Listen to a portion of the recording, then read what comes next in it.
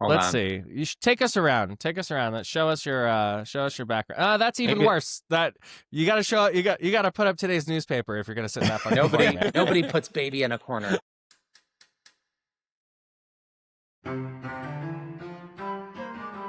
All right, everyone. This is the part where I would tell you to warm up your brains, but it's hotter than Donald Trump's colon outside, so I don't think you'll need much help on that end. This is the Get More Smarter podcast, episode 242. I'm Jason Bain.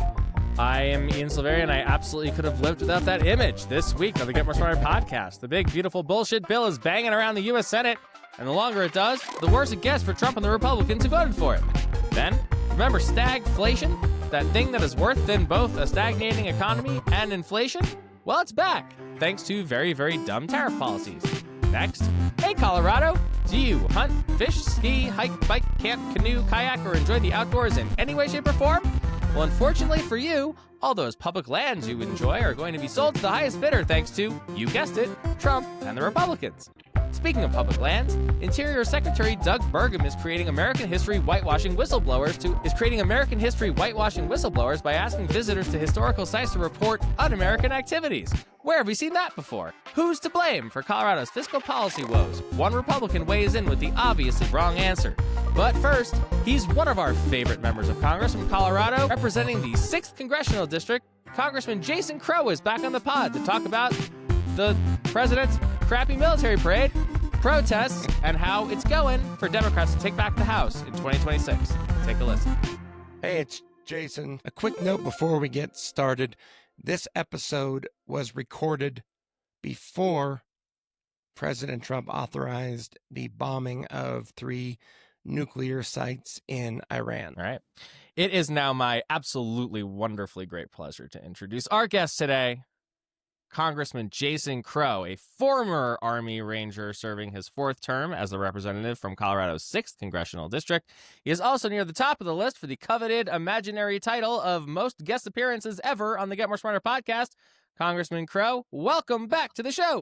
Is that true? Have I been on more than You're anybody? up there, man. I think this is your 4th or 5th, and, records are in the 6th to 7th. I thought after my 5th appearance, I'd get a water bottle and a gin bag.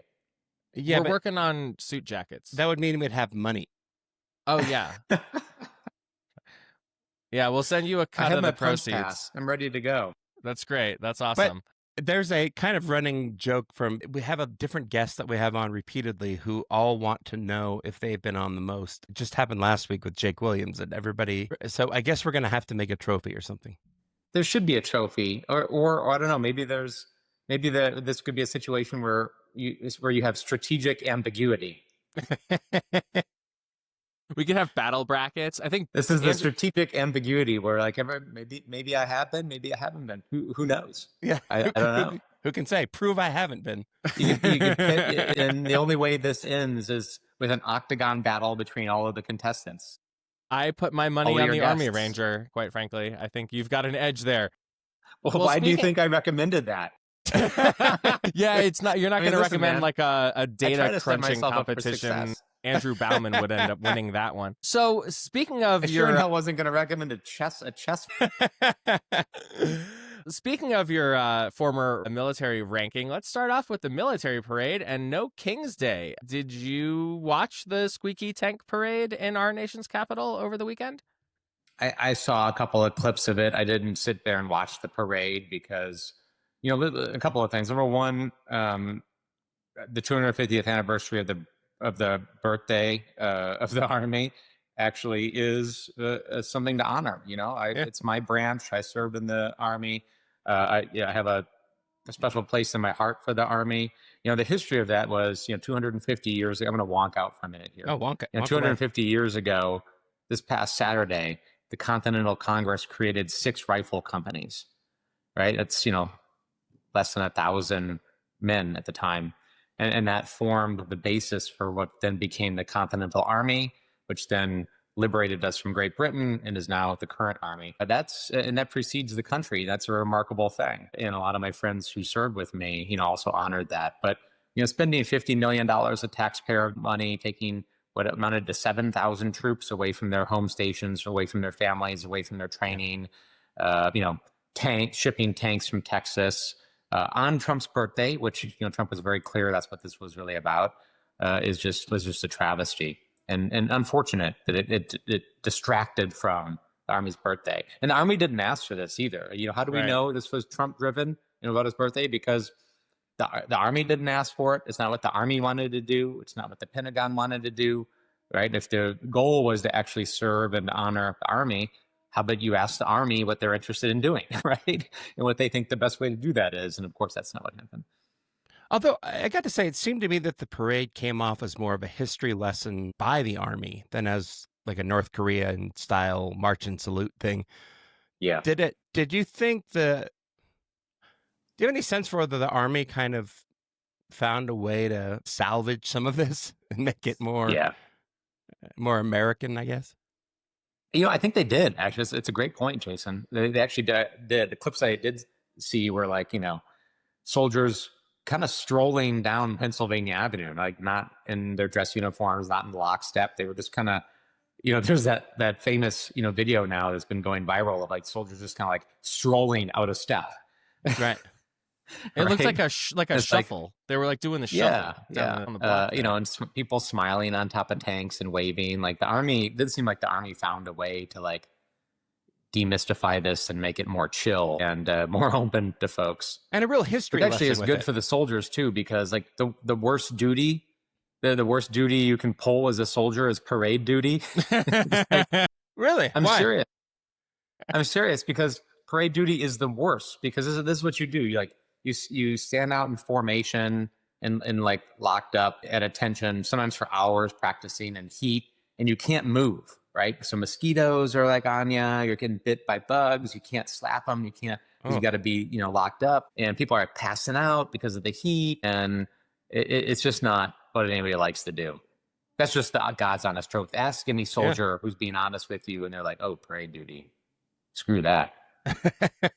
Right? We'd much rather be, on the range, firing guns, blowing things up, practice, out on the training range, or practicing small unit tactics, or hanging with your family, preferably. But yeah, parade duty is not where it's at. I saw more coverage of the protests than the actual parade. Do you think, in the end of the day, the narrative backfired for the Trump administration? I don't know. It's probably too early to tell. I think, as you all know, that question assumes that everybody's paying attention to the same stuff. And I just don't think we're there now as a country. I think the people that were tuned into Fox and News Nation and were watching the parade, and they weren't getting No King's Day coverage. And then people who were getting No King's Day coverage weren't tuned into the parades. We're just not on the same sheet of music now. I just don't think we're crossing lines. It's just a huge part of the problem here. And honestly, it was amazing to see these protests, actually, and the amount of people that came out for these protests. In my opinion, not that anybody asked, it probably would have been better to have the No King's Day stuff the day after the parade. That's just my opinion. So that it wasn't competing with the Army birthday and on the birthday, because I think one of the things that we're challenged right now is this misperception that Democrats are anti-military, right? We're misusing the military. That's what I'm against, right? Federalizing troops and sending them to LA, getting into 20-year war on terror that, ended by almost every account poorly.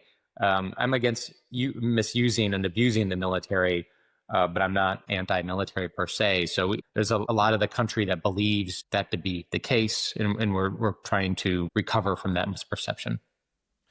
Do you think that this is something that Trump is likely to try and do again? I mean, because it was just kind of a flop. It didn't do the whole, great dear leader military marching in lockstep thing he obviously wanted. I'm getting my news coverage from, left tilted sources. So all I saw was a sad guy sitting in the rain, falling asleep in a sort of sparsely populated bleachers and whatnot. Do you think he'll try and do it again? And even whether or not you think so, is there an appropriate time and place to do something like this? Or is it kind of just anti-American to begin with? I mean, God knows what Trump is going to do. Is he going to Is he going to be performative? Yes. Is he going to be theatrical? Yes. Is he going to do things that cater to his ego? Yes. I mean, we know all of that stuff to be true. What that's going to look like, I don't know. Probably, right? He has a history of kind of misusing official resources in the military to cater to himself. So I think that would be a safe bet. I just don't know what that's going to look like, though. I don't think he knows what that's going to look like, right? I mean, the guy still just like stumbles day to day. There's no cohesive policy and anything that kind of ties it all together, other than his ego and his quest for power and to dominate his opponents. That's the through line to all of this, of course. There's been a lot of talk about how the second Trump term has been different than the first. You served in Congress under the first term for a bit, then under Joe Biden. Does it feel different to you in any specific ways? Yeah, it definitely feels different. I'll say that I'm not surprised by anything that this administration is doing, because these are all things they said they were going to do. Right. And this is all Project 2025 stuff. Like, it's all in there, right? He's either said it, he campaigned on it, or it's in the plan. I have been surprised by the pace, by the sheer speed at which this is happening. And I've been surprised by the speed of the capitulation of congressional Republicans to this administration. I thought that there would be more resistance, not a lot necessarily, because, I basically have learned never to be disappointed by the lack of a spine by congressional Republicans, but the complete capitulation or them prostrating themselves, I should say, at the altar of Trump has been surprising to me, right? Here you have people, even senators, right, who are years out from reelection, just sitting there and taking it. And he says jump and they ask how high. It's pretty shocking stuff. Why do you think that is? Well, I think what it is that people, let me put it this way. When I first came to Congress in 2018, I thought that most people, not all, but the vast majority of my colleagues were service driven and were in this for the right reasons. Mm-hmm. And when service is what drives you, then you're not benefiting from it. Right. Right? Like by definition, service means you're sacrificing and giving more than you're getting. Sure. Otherwise, it can't be service. Right. Because it's actually beneficial. Right? It's just an old, you have to be, it's just like maybe an army way of thinking about it is like, you have to be suffering. You have to like be giving. You have to be giving of yourself and putting more in than you're drawing out. So what that means also is that there has to be at least one thing, preferably more, that you would give the job for. Kind of like in the military, that you'd be willing to give your life. Although we're not asking people to give their life in this job. We're just asking them to, have a handful of things, if not more, that if it came down to it, you would do and you would lose the job. That's the test in my book. And so anyhow, this is a very long answer. Bear with me for a moment here. So that's what I thought coming into it. What I have learned is that over time, people become institutionalized. And even if they came to Congress with the right motivations and the right reason, their identity becomes subsumed with that job, right? Mm-hmm. They don't become John Doe and Jane Smith. They become Congressman Doe and Congresswoman Smith. And they get to need it. They get to want it. They get to love it. And then they will end up doing anything to keep it. Right.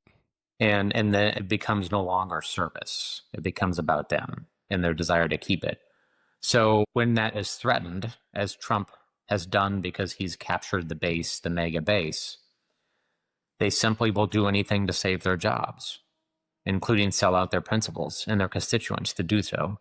So I think that's where we're at with most of these folks who have prostrated themselves. That's the dynamic. So the way to resolve that is not to sit back and hope and think that they're going to have an epiphany and do the right thing and that their conscience is going to save them.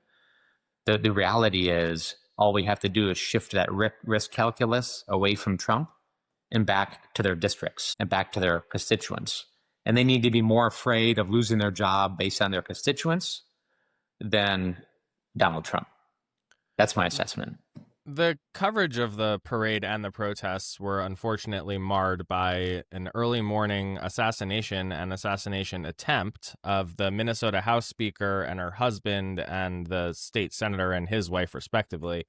The alleged shooter was finally caught after a weekend-long manhunt.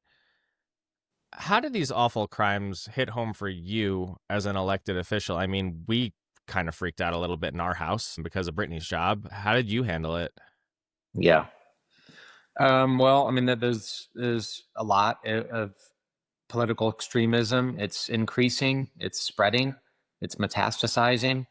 I've lived through a bunch of this. When I was an impeachment manager, I had, personal security detail for a month, and threats against my life and police cars parked outside of my home during that time.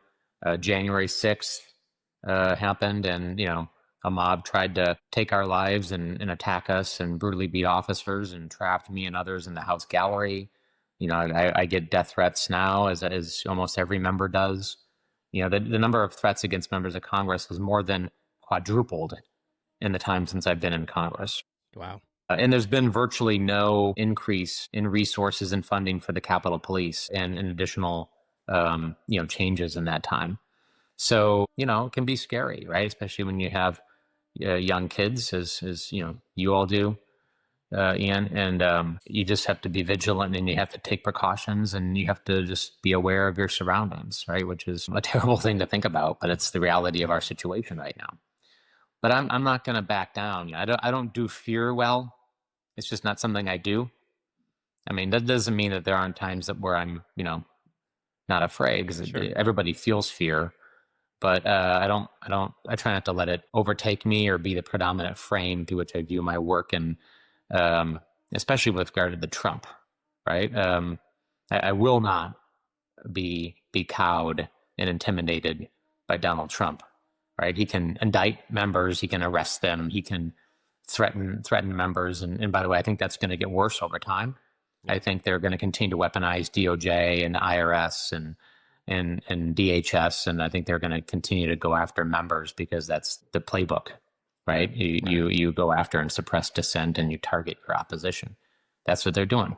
So we just got to be ready for it. We heard a lot this weekend about how both sides need to tone down the rhetoric, but I can't help but notice that this kind of violence largely only seems to target Democrats lately. I'm thinking of attempts to kidnap the Democratic governor of Michigan, firebombing of the Democratic governor's mansion in Pennsylvania. I'm sure both sides have some responsibility for the violent rhetoric, but how do we address the fact that it just seems like more of this comes from the right? Yeah, more does, right? And that's why I always reject the false equivalency. And that's not to say that it doesn't come from the left, because It does also, right? I mean, there was an assassination attempt on Donald Trump, and I actually was the lead Democrat on the committee to investigate that, and I did a 6-month investigation. We released a 280-page report. So, and there was a shooting at the Republican practice of the congressional baseball game, years ago. So there are incidents of people on the right and Republicans being targeted. But I always think it's important that we not give into the false equivalency, because the rhetoric is more heated. That's just true. It's more heated. There's more of it. It's more dangerous coming from the right now than it is from the left. And when you have, photos of Marjorie Taylor Greene on the range with a sniper rifle, right after these political assassinations in Minnesota, I mean, what the hell? Right. Seriously, right? I mean, they create. They're leaning into it. Some of them are, and it's creating this permission structure that allows these things to or it doesn't allow, but it encourages these things. Right. Well, speaking of the permission structure, I assume you saw the social media posts from Utah Republican Senator Mike Lee that irresponsibly and falsely claimed the shooter was a Marxist and labeled the attack a nightmare on Waltz Street, incorrectly spelling the name of Governor Tim Walz somehow. I don't expect too much from Mike Lee these days. I was still surprised by the, despicable joke, quote unquote, he tried to make here. What was your reaction when you saw that? Yeah, disgusted by that, but frankly, not surprised, right? I mean, why would we be surprised by some of this now? Which is really unfortunate to say, right? But I have just seen so much. I've seen people do so many crazy things at this point. I've been doing this job for 6.5 years. I've been in politics for, I don't know, 8.5 years now. Either as a candidate or an elected.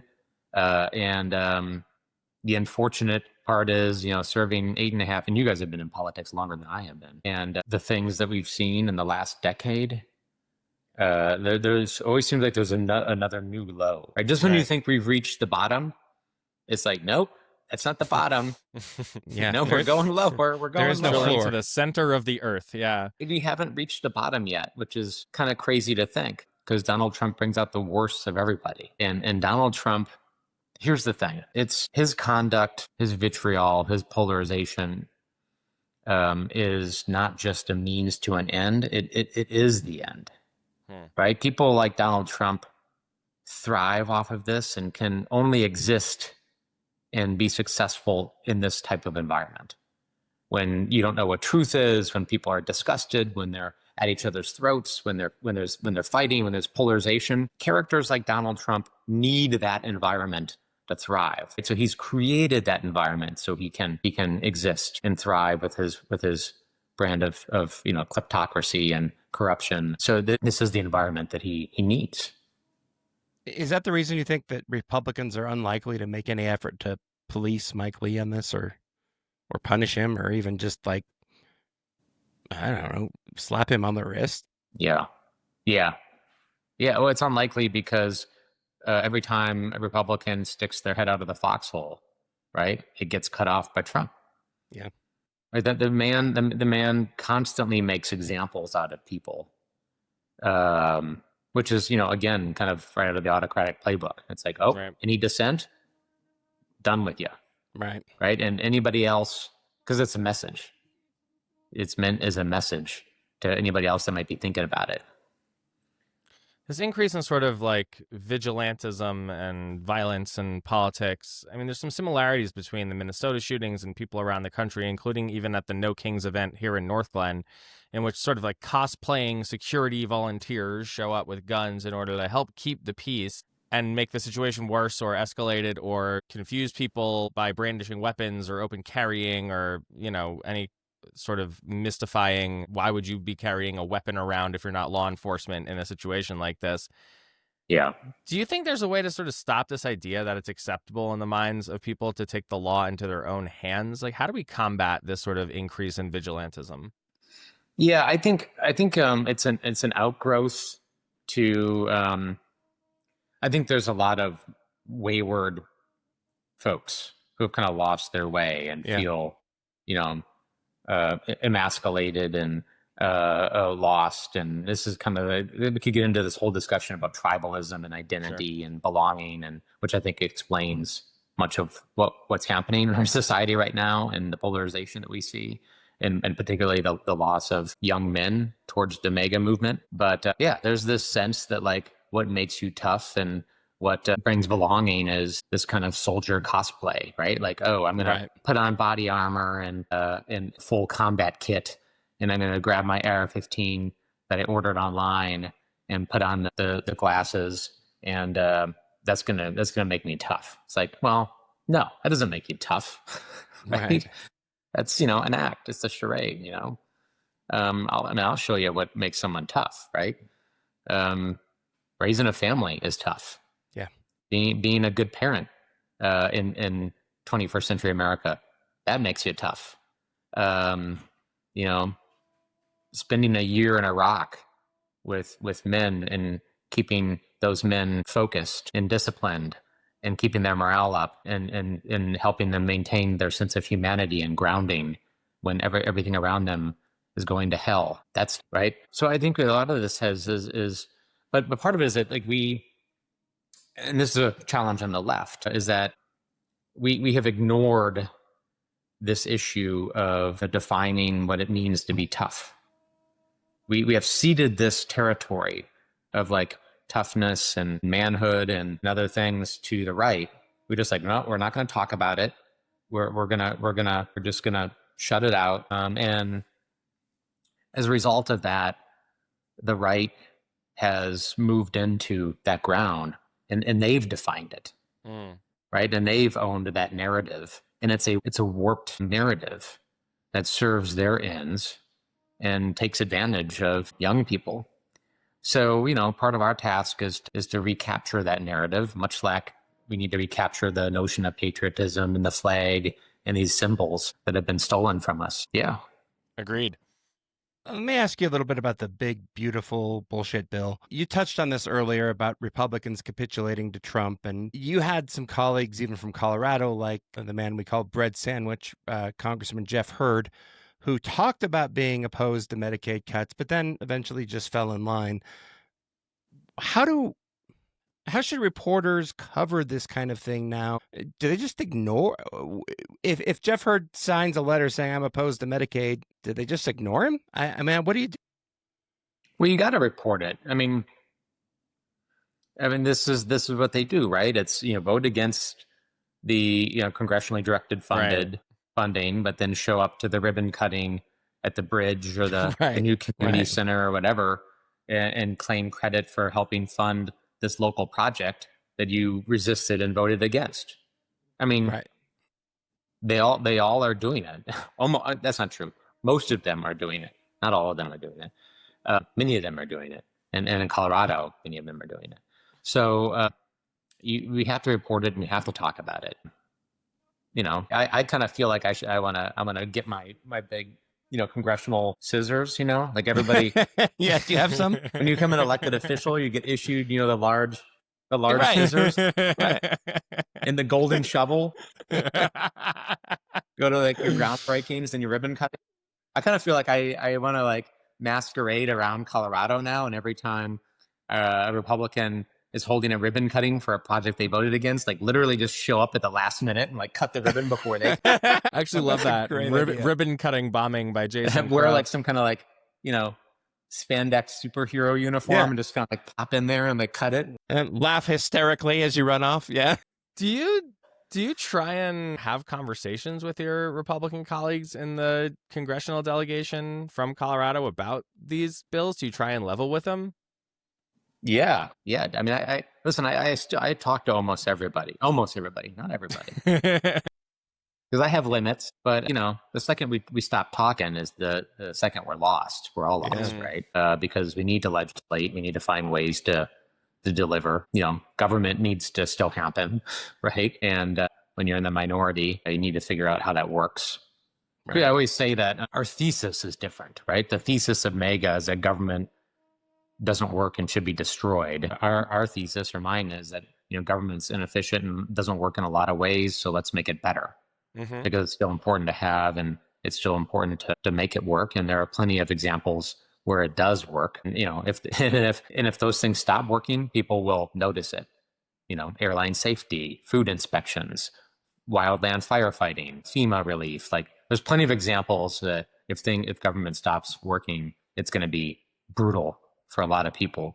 So we got to make it work, right? And our thesis is that we can improve it, we should reform it. So, if we play the same game they do, and if we just dig in and be like, nope, we're going to paralyze it and destroy it, then they win. Right.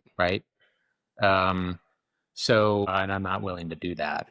So, I talk to folks. I'm one of the more bipartisan members. I think it's over 70% of my bills I introduce. I do so with a Republican co-lead. It's harder. It's been harder and harder to find folks. I actually had my staff at the beginning of this Congress pull my top 10 Republican partners that I co-lead bills with, and only 2 of them were still in Congress. Wow. 8 out of the 10 have been primaried or have left. So I've had to refill the bench over time, but that's becoming harder to do. Or it means that you're the guy that can get rid of Republicans. Yeah. I think we can look at it. That's one way of looking at it. After a bill with Jason Crow, kiss of death. I'm the kiss of and the kiss of death for moderate, reasonable Republicans. I don't want to. Yeah, let's avoid that title. I don't want to think about it that way. No. Before we let you go, we should probably ask you about the conflict between Israel and Iran. How concerned should we be here in Colorado? Well, I think everybody, regardless of what state you're in, should be concerned about a broader conflict in the Middle East, right? The Middle East is like so many other places, like Europe, a place where conflict can spin out of control really quickly because you're dealing with big countries with big armies and big capabilities, right? And we also have tens of thousands of American troops in the region. Right. There's, hundreds of thousands of Americans that live, civilians that live and work in the region. We have incredible economic ties to the region.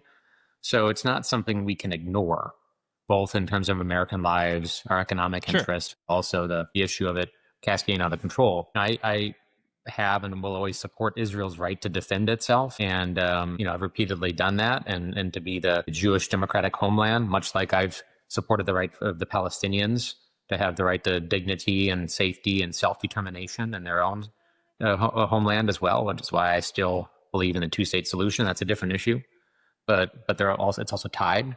Mm-hmm. So yeah, and I'm also worried about Iran as one of the most malignant states in the world. I mean, they're a terror state.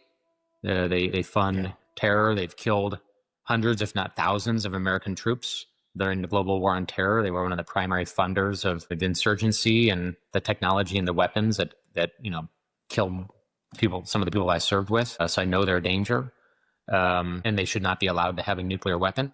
I believe in that. At the same time, I'm very concerned about unilateral military action and the prospect of that cascading out of control.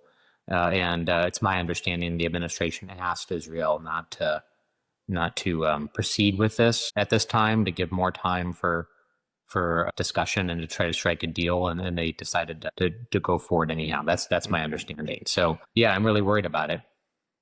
Well, leave us on a high note. You are leading recruitment for the DCCC, the Democratic Congressional Campaign Committee for 2026.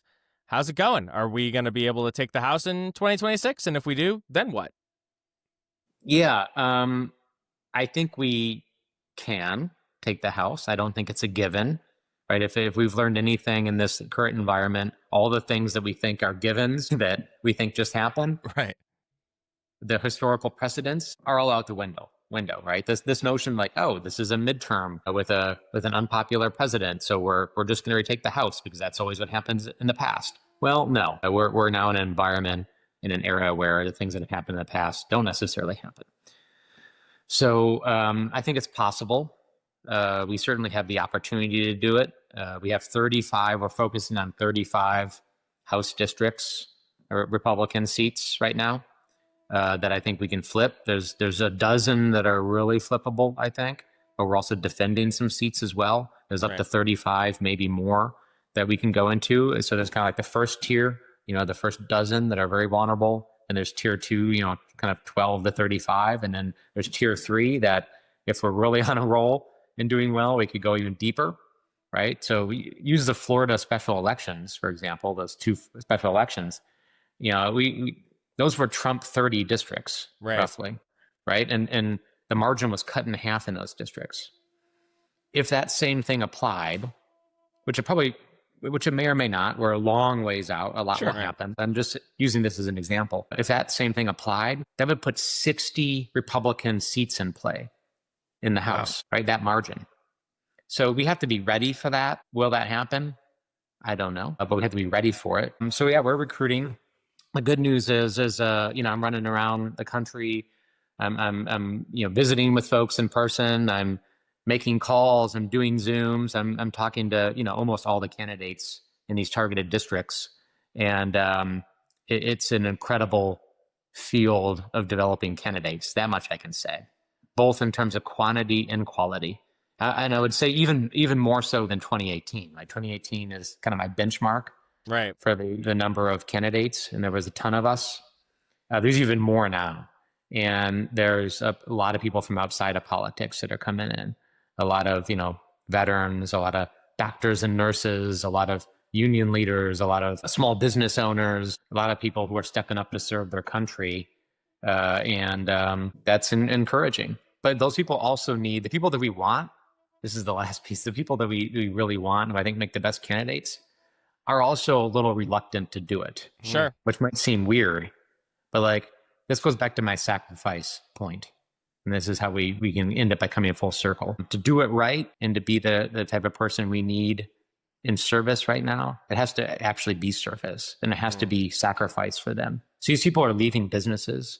They're leaving thriving careers. They're parents of young children that are like, well, why would I want to spend, half my time away from my young kids now just to get beat up and to join this toxic stew of politics? They're asking those questions and they're reluctant, which actually tells me they're the people we need. Right. Yeah. Right. I don't want the person that's been spending the last 20 years just itching for the chance to run for Congress. Right? That's not who we want generally. Right. So anyhow, it takes a lot of, I spend a lot of time on the phone with some of these folks, and you have to walk them through, and you have to be honest about what it really is going to take and the upsides and the downsides. And then I always end with, hey, I'm not asking you to give the rest of your life to this. I'm asking you at most to give a couple of years, or at least rather to get a couple of years to this project to help us, retake our country and establish a bulwark. Give me, 2 to 4 years, and then we can see where you're at, and your country needs you. Well, that's a very good note to leave on, and you've got several important jobs, and we're glad you're on them. So, Congressman Absolutely. Jason Crow, thank you so much for coming back to the Get More Smarter podcast, having this discussion with us, helping lead recruitment efforts for the D trip, and doing everything you're doing for Colorado out there in Washington. We appreciate you, man. Thanks again. Thanks, guys. Always good to chat. All right, let's start with the big, beautiful bullshit bill that the U.S. Senate, Republicans in the Senate are still debating for reasons that honestly, at this point, I don't understand how they're not seeing the giant red flashing lights saying, don't do this. Right. The longer they discuss this bill, the more we see how terrible it would be for the economy. Colorado, particularly, could face a budget crunch totaling in the billions of dollars if the bill is passed by Congress. There were some presentations to the Joint Budget Committee recently where Colorado officials said we'd be on the hook for $650 million a year to offset the federal cuts to social programs like Medicaid and SNAP, the food stamps. This is the, up to this point, have been kind of the lesser discussed part of the big, beautiful bullshit bill, that all of the cuts that they're making, or that they want to make, would be put on the backs of states which, like Colorado, can't afford them. I'm going to read a couple quotes from this Colorado Newsline story that's pretty excellent from my former boss, Mark Ferrandino, who is currently the governor's budget director. He says, "We do have a potential of a recession and potential of reconciliation that could really wreak havoc in where we are from a budget perspective." Ferrandino told members of the Joint Budget Committee who used quarterly economic forecasts like the one presented Wednesday to craft the state budget. Both the OSPB, that's Mark's office, and the nonpartisan legislative council staff downgraded their economic growth predictions and general fund revenue for March. Here's the killer. Quote, "Trump's disaster if tariff taxes continue to wreak havoc on our economy and the erratic trade policy is projected to continue hurting our economy, slowing job growth and increasing chances of a recession," Governor Polis said in a statement. "These national circumstances present a difficult economic environment for the state." This will be the 300,000th time that Jason and I remind you that none of this was fucking necessary and this is all just bad choices. Yep, all bad. And what's really fascinating to me now is these headlines are everywhere. We'll show a couple of them here. Alabama, the big, beautiful bill would threaten local economies and increase inequality. You can also click this helpful ad to sign up today at montgomeryprobatecourtai.gov. Alabama! Alabama. Oh, that's there is not a AL, redder state. Ohio. Elected leaders join hundreds nationwide to oppose the federal budget bill. Where else? Where else is the bad Florida, news coming these even. days? How President Trump's federal budget cut proposal could hurt millions of Floridians. Floridian is just bad Floridians. branding. They got to work Yes. on that. It sounds like something you put in the water. Floridian. We got to get Floridian out of the water. I think RFK Jr. is really upset about that. He's working on it, yeah. And then there's this headline from the New York Times showing just how much Republicans have really just totally given up on caring about budget deficits. I mean, it is funny because whenever Democrats are in power, of course, it is just the budget, deficit, budget, deficit. And now, record debt limit increase would break Republican precedent. A proposed $5 trillion debt limit increase could make it hard for Republicans to maintain their fiscal hawk credibility. And viewers will notice at the bottom of the screen, I stopped paying for the New York Times. Meanwhile, new polling data shows that Americans absolutely hate this bill. According to KFF, formerly Kaiser Family Foundation, the one big beautiful bullshit bill is viewed unfavorably by 64% of adults, including large majorities of independents and Democrats.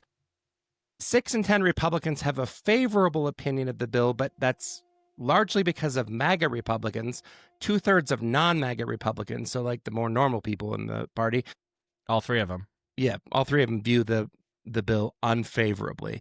The important numbers to take away from this are, of course, the total 64 to 35, unfavorable to favorable. It's almost 2 times ratio. And the independents, 71 to 27. That almost lines up exactly with Democrats. Something that we've talked about before on this show is that in Colorado, one of the things that we noticed is when the independent and Democratic issue batteries and candidate approvals and things like that started lining up with each other, we knew we were in a blue state. You're starting to see this on the federal level, on the president's signature economic/budget policy.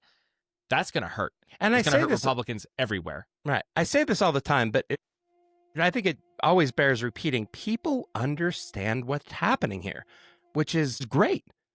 It is great, and it's surprising because, like, if you listen to all of the people pontificating over why Democrats lost the 2024 election, one of the theories is, oh, well, Democrats just can't get the message out anymore. The word is not getting out. People aren't hearing it. All they hear is Charlie Kirk and Ben Shapiro and right-wing podcasts. Well, they're getting this from somewhere. Right. The information is penetrating, right? And whether it's the Kaiser Family Foundation or your Democratic member of Congress or CNN or the New York Times or whatever, people are getting the hint on this, but you do see that giant gap between Democrats and independents and Republicans, indicating that people who are living inside of the conservative information bubble are not learning the facts. Some other interesting numbers from that poll. Overall favorability of Medicaid is at 83%, which is bananas. We compared that with a little bit of the stuff we talked to Jake Williams from Healthier Colorado about last week when he was talking about how Coloradans do not want to see Medicaid cuts happen. In fact, a lot of them want to see funding increased for Medicaid. This is kind of the same thing they did to Obamacare when they tried all the repeals on it. Did you? Yeah, because they go for it. All of a sudden, there's this poli-sci or this behavioral psych stuff I've been reading around loss aversion, where people are a lot more upset when you take something away from them than they are excited about getting something new.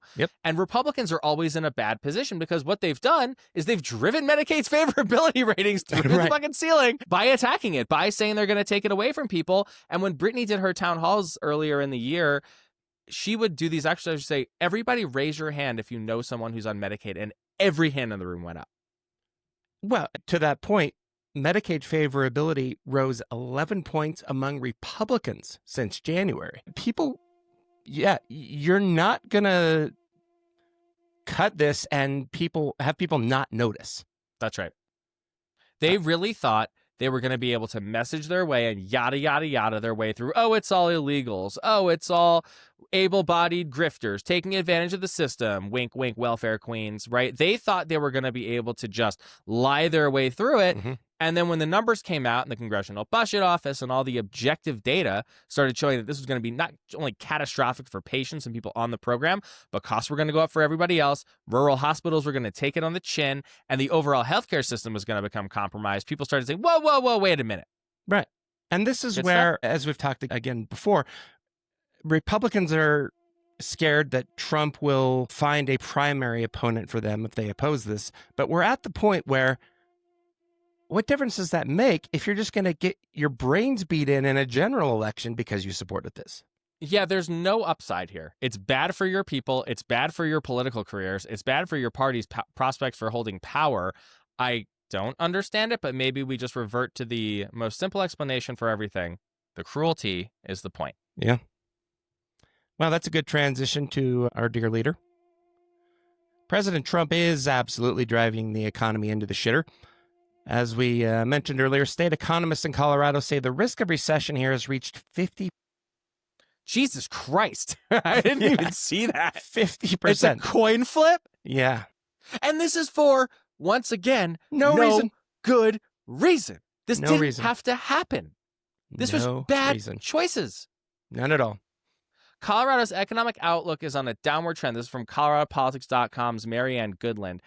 According to state economists who estimated the chance of recession have risen to 50%, quote, uncertainty is the key aspect impacting the economy now and moving forward, said Legislative Council Chief Economist Elizabeth Ramey, who discussed the June revenue forecast for the JBC on Wednesday. The Office of State Planning and Budgeting, OSPB, is also less optimistic about the economic outlook. Should a federal budget bill pass, predicting it could affect 100,000 Coloradans on Medicaid and SNAP, devastate the state's rural safety net, hospitals, and nearly wipe out the state's general fund reserve over the next 2 years. Great job, dipshits. But other than that, it's great. But there's a 50% chance we won't have a catastrophic recession, Jason. Think about it that let's way. look on the positive side. Glass half full, my man. Good God. Here's Fed Secretary Jerome Powell underlining all of this. What does Trump call him? They calls him too late. That's like, I don't quite get it, but it's probably not for me to understand.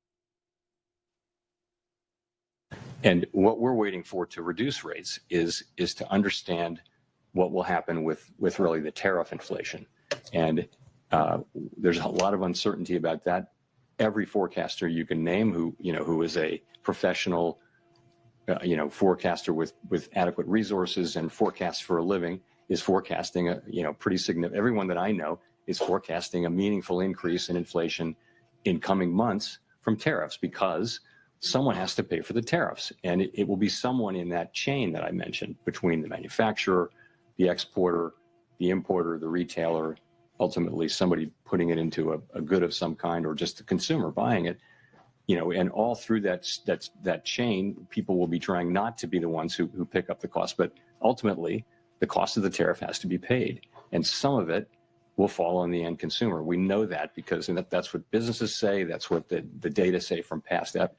So we know that's coming. And we just want to see a little bit of that before we make judgments prematurely. All my homies are. Everybody I know is forecasting recession. The other thing that I love that we're starting to see more information come out. The governor's office created this dashboard to show how Colorado is this rules. Whoever's idea this was budget cuts, gets a promotion. This kicks ass, yeah. You can click on this federalfunds.colorado.gov, and it shows the federal funding cuts to Colorado, the money lost, and what that's going to mean for Colorado. It's kind of cool that they also are taking credit for some of this. They have this like funds defended, right? Like that, like Phil Weiser is getting back in, successful lawsuits against the administration, at risk funds subject to loss, and then canceled funds that have already been terminated. Props for the little scissor $282 million in funds defended. That's also such a waste of time and resources for us to be like, please give us the money we were already promised. No is the answer. And then look at this. They got this map for viewers. You can see there's a heat map, and you can go county by county and take a look at the true impacts of this thing. Douglas County, for example, $6.6 billion. I think that's million. Is what they're getting from the feds. Is that possible? I think that's million. Sorry. Douglas County, $6.6 million from the feds. And 31 cents. The 31 cents is really what kills you in that. It's nickel and diamond. Again, this is Trump's tariff war, budget cuts, fears and economic uncertainty, haphazard immigration enforcement, crippling agriculture. Or it could all be Joe Biden's fault. That's true. Get the criminals out of our country, and that's the basis under which we won the election. Core GDP, and this is, you probably saw some numbers today, and I have to start off by saying that's Biden. That's not because we came in January, this quarterly numbers, and we came in, and I was very against everything that Biden was doing in terms of the economy, destroying our country, and so get the criminals out of our country. It's fucking Jimmy Carter's fault. See, it's way easier to say Joe Biden than it is to say all those other words you said. That damn Bill Clinton. did it. When you think about it, this is really all George Washington's fault after all. Right. We were fine until George Washington started creating policy. Sort of fucking things up. The goddamn cherry tree. I gotta try to stop laughing, because this is all bad enough now without the specter of the U.S. getting involved in the conflict between Israel and Iran. Before we get into that, here's a mashup of Donald Trump from Patriot Takes talking about never getting into wars. These globalists want to squander all of America's strength, blood, and treasure, chasing monsters and phantoms overseas. In addition, there must also be a complete commitment to dismantling the entire globalist neocon establishment that is perpetually dragging us into endless wars, pretending to fight for freedom and democracy abroad. We should have never gone into the Middle East. We should have never gone into the Middle East. Under my leadership, we will turn the page forever on those foolish, stupid days of never-ending wars. Tasteful transitions in these videos, by the way. And we are not going to deplete it again on stupid, senseless, endless wars. World War III has never been closer. I'll stop it right there. We just might actually do that. Here's CBS News. Within the next 2 weeks, that's when the White House says President Trump will make a decision on whether the U.S. should join Israel in its military operations against Iran. Jesus. The 14-day clock counting down now as diplomatic attempts to stave off a wider war are kicking into gear. Now, if the 2 weeks notice sounds familiar, it's because he's pushed off decisions like this several times before.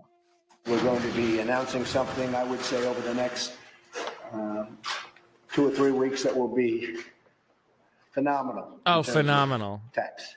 I will make that decision, I would say, over the next 2 weeks. Probably right after the G20. I can't tell you that, but I'll let you know in about 2 weeks. 2 weeks for decisions on taxes, infrastructure, and what to do about ISIS in his first presidency. Some of those deadlines were met, others were not. In his second go-round, he recently gave Vladimir Putin 2 weeks to prove he was serious about ending the Ukraine war. That deadline has come and gone.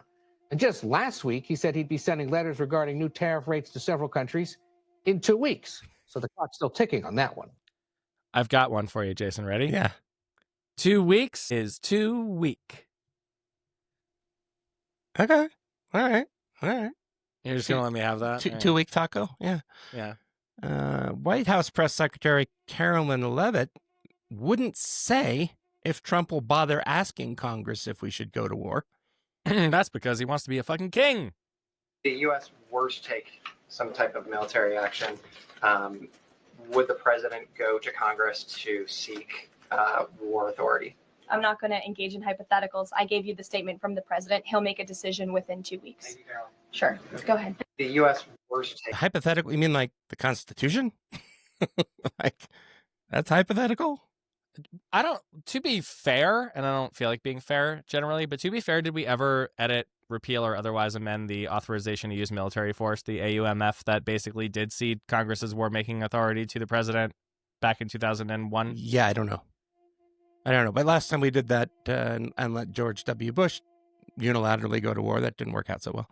No. And like, I saw a take that I'm stealing from someone else on Blue Sky, I think, that was like, look, we understand that society and culture really want to bring back like low-rise Jinko jeans for some reason right now. But if we could like possibly not also bring back like limitless foreign entanglements at the same time in the Middle East, that would probably also be very good. Right. We don't need to import everything from 2001 to 3 back to right now. And here's a weird part of this whole story that is both good and bad, I guess. Trump is reportedly not listening to National Intelligence Director Tulsi Gabbard or Defense Secretary Pete Hegseth, as MSNBC reports.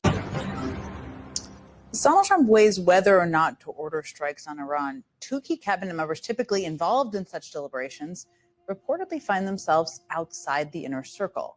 The Director of National Intelligence and the Secretary of Defense. That's right, Fox News staples Tulsi Gabbard and Pete Hegseth. What they lack in terms of experience, they apparently can't make up with MAGA star power.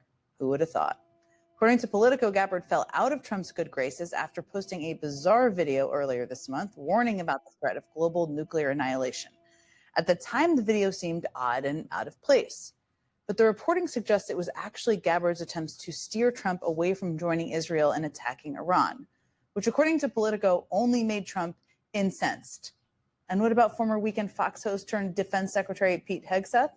Well, look at this quote from an anonymous Republican senator who spoke to NBC News about who Trump does and doesn't listen to. Here it is, quote, "Pete is a show horse. He's very good on TV. He's very consistent in his message, and he always mentions the president.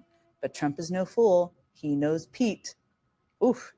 Another U.S. official put it like this in the Washington Post: "Nobody is talking to Hegseth. There is no interface operationally between Hegseth and the White House at all."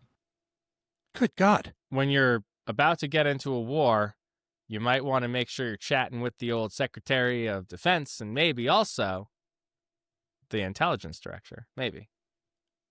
And to put a finer point on this clip from Trump on Air Force One is really odd.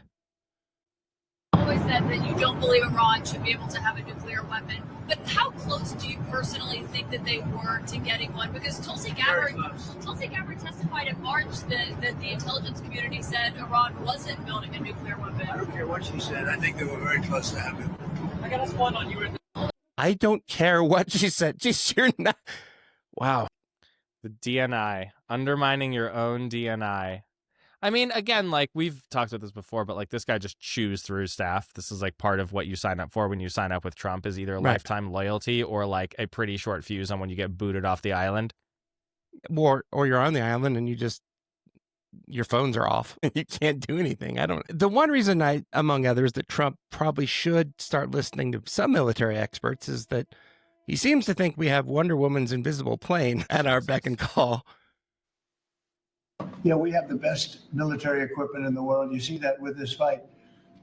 We have planes that are undetectable, flying around like, nobody's able to see them stealth. You guys want to be stealthy tonight. You can be stealth, you'll never lose, right? But these are incredible planes and weapons. We have the best weapons in the world. I don't think Very that's glad that he's the one works. who has control over them. It's not. You can't see them. Our pilots don't even know how to get into them because they're. Where's the door on this Where's the fucking thing? I can't even see it. I bet there's a non-zero number of people who have Googled like how to get into a stealth bomber. And a non-zero chance some of those Google searches came from the White House. Or the Pentagon. Let's talk a little bit about another really problematic thing in the big, beautiful bullshit bill. I love how you put this on Colorado polls. Yeah, you can't unsell public lands. Right. This is one of those things, like, it's not like, I liken it to an administration like that pauses like offshore drilling, and then the next administration green lights it, and the next administration turns it back off. Once you sell public lands, they're gone. And yeah, I mean, they're like owned by oil companies and mining interests who are like extracting all the resources from them. So or home builders, which is apparently there's what that they're part looking too, at isn't now. it? Yeah, very good. Senate Republicans want to sell off public lands in part to, quote unquote, build housing. This would include more than 14 million acres of federal public lands in Colorado. That includes areas like a popular mountain biking area outside Grand Junction called Lunch Loops, a big hiking area near Durango, huge swaths of public land surrounding Gunnison and Mesa Verde, thousands of acres of forest at Brainerd Lake Recreation Area, which is northwest of Boulder. Nearly all the proceeds from the sales, estimated at between $5 billion and $10 billion over the next decade, so like $1 billion a year, would go to the U.S. Treasury. That might sound like a lot of money, but in the grand scheme of things, it's fucking nothing. Yeah. And to say nothing of the fact that we have plenty of space currently available on which to build. Right. We are not suffering from a lack of real estate in terms of land mass to build houses on in the West. I also was pretty curious about the fact that this, for some reason, totally exempted the state of Montana. Did you notice that? Yeah. Yeah. What the fuck? Well, I was going to say they were only going after blue states, but because Colorado and New Mexico have a ton of stuff in this, but Idaho it's also and Utah are getting screwed too. So yeah. But $10 billion over 10 years is meaningless in an annual federal budget of $6.9 trillion. The big, beautiful bullshit bill would add at least $3 trillion to the national debt. So I don't even think this would pay off the interest payments on that. Definitely not. No, not at all. No way. And here in Colorado, nearly 90% of Coloradans visit a national park at least once a year, according to Colorado College's 2025 Conservation in the West Poll. And public lands contributed more than $17 billion to Colorado's economy, supporting about 133,000 jobs in 2023. So for those of you keeping score at home, that's more than the oil and gas industry. Yes, and way more than we would earn from selling these public lands. Public lands and public hands, people, please. And if we do still have public lands, we're going to be whitewashing their history, apparently. The Trump administration. This is weird stuff, man. They get wrapped around the axle on the weirdest, dumbest Absolutely. shit. Trump recently ordered Secretary of the Interior Doug Burgum to remove interpretive signage and other materials that, quote, inappropriately disparage Americans past or living. This affects parks and historic sites like the Sand Creek Massacre Memorial in Colorado and the Camp Amachi Japanese internment camp in the southeastern part of the state. If you're not familiar, the Sand Creek Massacre is a site near Eads, Colorado, where in 1864, U.S. troops killed 230 Native Americans, mostly women and children. Camp Amachi is one of several sites around the country where Japanese Americans were held in internment camps during World War II because of fears that they might be traitors, etc. Neither of these sites are meant to portray white Americans in a positive light. That's sort of the point, to make sure we learn from our mistakes. The whole thing about not knowing history, being doomed to repeat it and all, plays in pretty heavy here. And it's just embarrassing. I mean, look, it took us a long time. Colorado, it was John Hickenlooper when he was governor who apologized for the Sand Creek Massacre. Right? That was pretty recent history.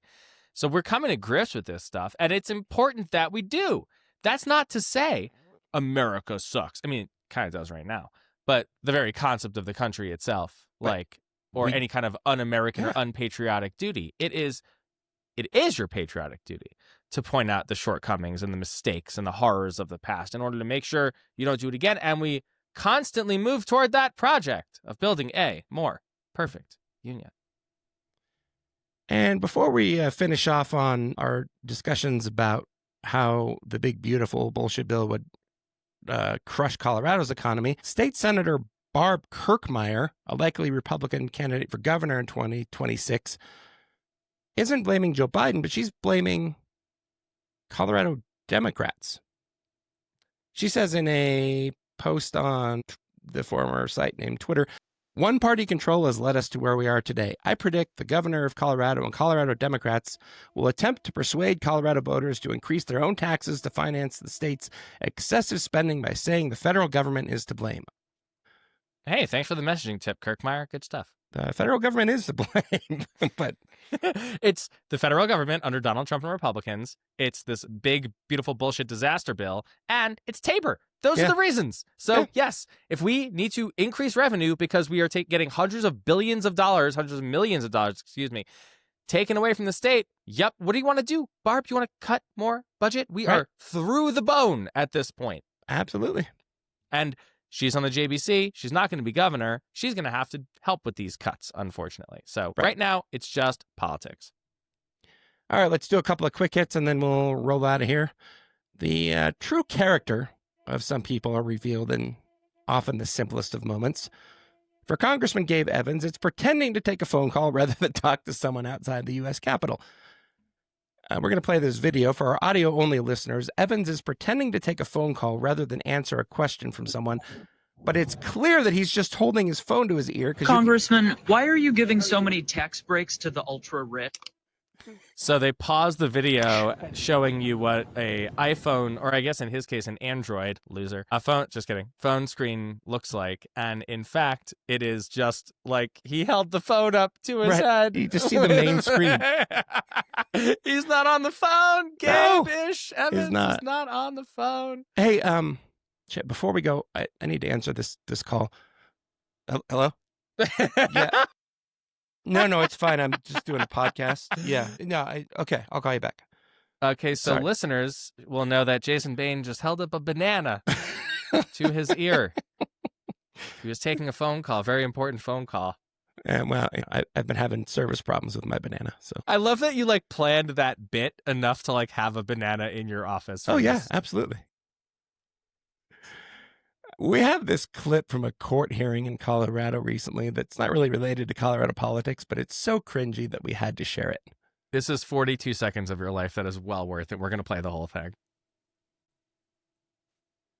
Wasn't pursued it, but this could have been three separate. Okay, but it wasn't three separate. I know, Let's go but- with what happened in the case. But honey, or oh my God, I'm sorry, Your Honor. That I don't know what to say to that. I apologize. Okay, go ahead. The question here is what happened. I'm sorry, I've just been totally thrown by I my can mistake. imagine. I can imagine. I'm a little thrown by that also, if I'm being honest. Your Honor, I don't know what to say. It's just Okay, well, go ahead. You've only got 1 minute and 7 seconds left. the question here. That's from a Colorado appeals court justice speaking to a lawyer of some sort on the stand. Honey. Who, instead of calling her Your Honor, calls her honey. There's just no... I hope that guy's okay. Yeah. There's no recovering from that. The only thing you can do at that point is close your notebook, turn around, and sit down. And just surrender. Say, whatever side of this I'm on, we lose. I'm Please done. let me go home and think about my choices. My first theory was like while I was watching it the first time, I was like, oh my God, are they like having some kind of affair? Like, are they in some kind of relationship? Like he called her honey. And then it was like, no, maybe he's just like always like having that kind of attitude with his own spouse. And then I was just like, all right, gonna stop pontificating here. It's the worst thing I've seen all day. Brutal. This guy's going to be like a case study for law students. It's a lot like during the pandemic where that guy couldn't get like the cat filter off of his screen. Right. Do you remember that? Yeah. God. We want to give a thanks to Colorado Democrats. We should be doing that more often. As we noted last episode, Health and Human Services Secretary Robert F. Kennedy Jr. recently fired every person on the influential vaccine advisory board that the CDC historically consults when promoting vaccines. Colorado Democrats saw this coming, so they passed a bill along party lines signed into law by the governor, which directs the state's Board of Health to take into consideration recommendations from other high-profile doctors groups and not just the CDC panel. That kicks ass. Thank you, Colorado Democrats. Our experiment in federalism wins again. And finally, our gibberish of the week. This is why you don't listen to Fox News, among other reasons. Here's a bunch of morons on Fox and Friends. As we've been subjected to the current governor of California's theatrics, taunting the president, daring him to arrest him, right, saying a lot of mealy-mouthed things while failing to govern or protect his own citizens. It's a stark contrast with the former governor. I really miss Governor Schwarzenegger. As a Californian, I can say that. Will they sit down, do you think, and have a conversation? Well, I mean, I think that I think California could go red.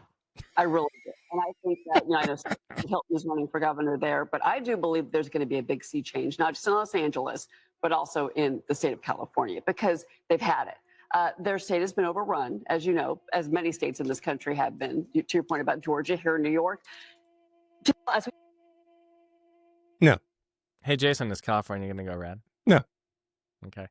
No. California's going to go red. Everything I own. Like Alabama's going to go blue. Right. I will bet everything I own that California still has a Democratic governor after the next election. And like every other statewide office as well. Right. All right. That's it for us this week.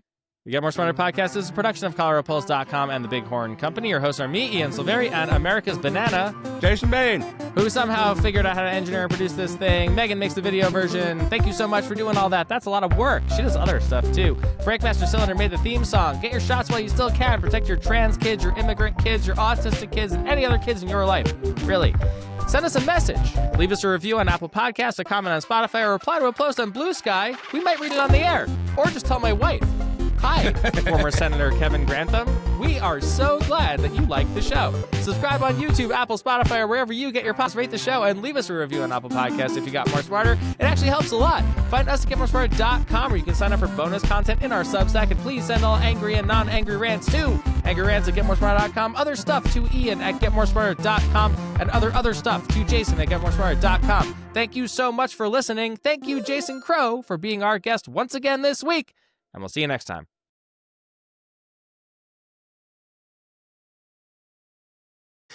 Meanwhile, polling data shows that Americans... Oh, wait, hold on. My video's fucked up. I'm frozen in some way. Where go Ian?